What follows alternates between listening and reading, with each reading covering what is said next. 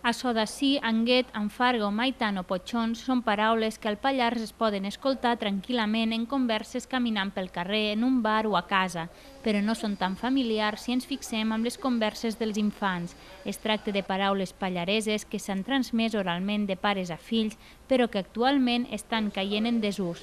Per això, des de l'associació Can Boleta i amb la finalitat de recuperar la parla pallaresa, s'ha fet una exposició on se'n recull un bon grapat. Està molt enfocada a públic familiar i infantil. I llavors, amb aquesta voluntat de diferents espais que hem intentat que siguin bastant lúdics. Llavors hi ha una primera part on col·labora gent que són més coneguts, que tenen potser més projecció fins i tot internacional, com el Carles Puyol, o escriptors com la Maria Barbal, el Pep Coll, i gent anònima del Pallars.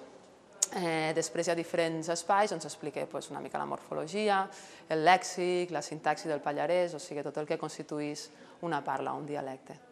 A l'exposició es pot veure personatges vinculats al Pallars, les característiques de la parla a través de la representació d'una aula, hi ha un espai de memòria oral on persones de la comarca comenten paraules que fan servir, una zona de literatura pallaresa i un espai de jocs per a que els infants es familiaritzin amb el pallarès.